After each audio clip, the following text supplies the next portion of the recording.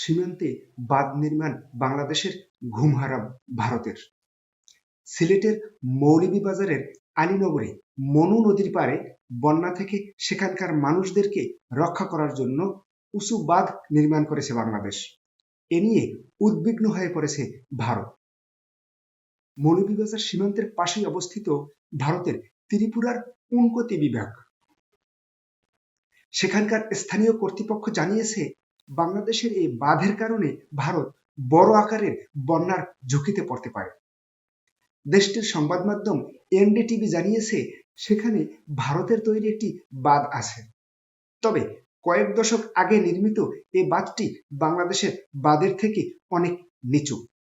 ত্রিপুরার মুখ্যমন্ত্রী মানিক সাহা রাজ্যসভায় জানান, বাংলাদেশের এই বাঁধ নির্মাণ নিয়ে কেন্দ্র সরকারের সঙ্গে কথা বলবেন তিনি। কংগ্রেসের আইন প্রণেতা বিরাজিত সিনহা রাজ্যসভায় বিষয়টি উপস্থাপন করেন।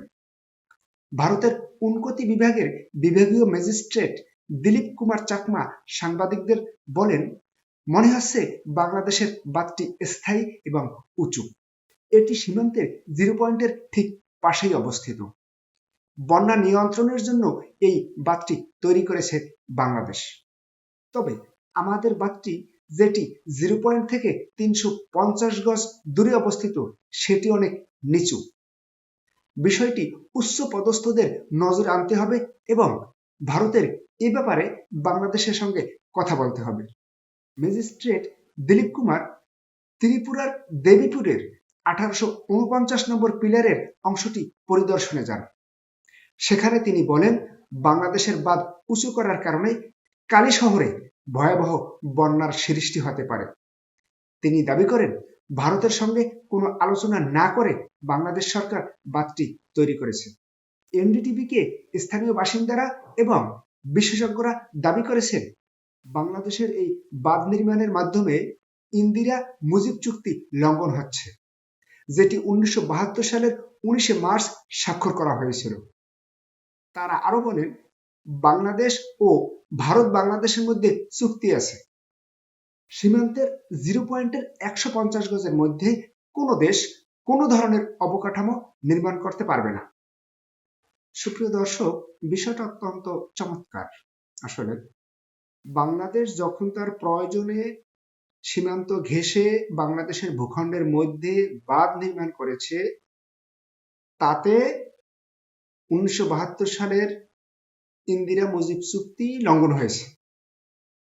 কিন্তু ভারত যে বাংলাদেশের 3 পাশের অধিকাংশ জায়গায় আন্তর্জাতিক সমস্ত আইন কানুনকে লঙ্ঘন করে জিরো পয়েন্টের, অর্থাৎ সীমান্তের যে জিরো পয়েন্টগুলো থাকে, একেবারে দুই দেশের মাঝখানে যে বর্ডার লাইন থাকে, সীমারেখা থাকে, যেখান থেকে 150 গজের মধ্যে কোনো কিছু নির্মাণ না করার বিধান রয়েছে, কিন্তু প্রায় সব জায়গায় ভারত জিরো পয়েন্টের ওই বর্ডার লাইন থেকে কয়েক গজ দূরে তারা কাঁটাতারের বেড়া দেয়, তারা বিভিন্ন ধরনের যন্ত্রপাতি বসায়, বিভিন্ন ধরনের কর্মকাণ্ড তারা করে।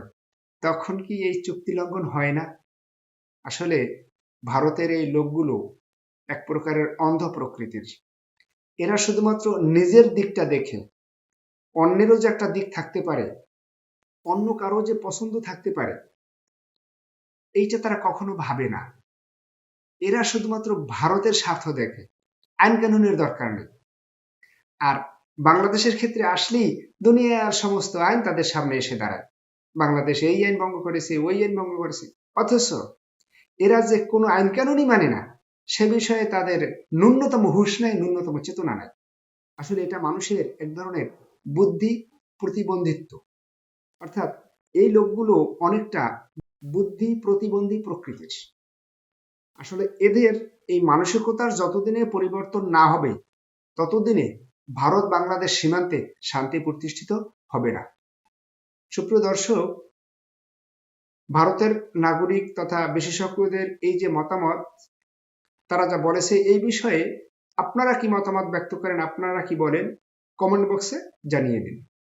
আসসালামু আলাইকুম।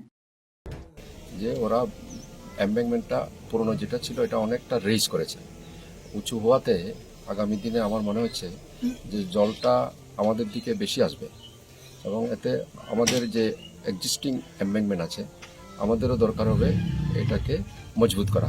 আমি তো জাস্ট 11 মাস হয়েছে এখানে। এই 11 মাসে কোনো ধরনের এরকম মিটিং আমি হতে শুনিনি এবং ওয়াটার রিসোর্সের তারাও আমাকে এরকম কোনো ইনফরমেশন দেয় নাই। তো এটা জিরো লাইনে ওরা কনস্ট্রাকশন করেছে। আমাদের এক্সিস্টিং যেটা এমবেঙ্কমেন্ট আছে এটা তো 150 গজেরও বেশি আছে, হয়তোবা 350 গজের মধ্যে হবে আমাদের যে এক্সিস্টিং এমবেঙ্কমেন্ট।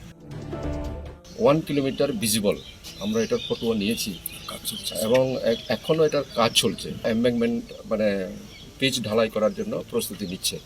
এরকম যদি হয় তাহলে পরে ওটা হয়ে যাবে মজবুত, আমাদেরটা অনেকটা দুর্বল হয়ে পড়বে। তো তার জন্য আমাদের ইন্ডিয়া থেকেও নেসেসারি স্টেপ নেওয়া দরকার, এটা আমি মনে করি। সুপ্রিয় দর্শক, আমার এই ভিডিওর বিষয়ে আপনাদের যদি কোনো মন্তব্য থাকে আপনারা মন্তব্য করুন, আলোচনা করুন, সমালোচনা করুন। আপনাদের আলোচনা, সমালোচনা, মন্তব্য আমাকে আরও সুন্দরভাবে ভিডিও করার ক্ষেত্রে, উপস্থাপনা করার ক্ষেত্রে অনুপ্রেরণা যোগাবে। আপনারা যারা এখন আমার চ্যানেলটি সাবস্ক্রাইব করেননি, অনুগ্রহ করে আপনারা আমার চ্যানেলটি সাবস্ক্রাইব করুন এবং যারা সাবস্ক্রাইব করেছেন তাদেরকে অসংখ্য ধন্যবাদ। আসসালামু আলাইকুম।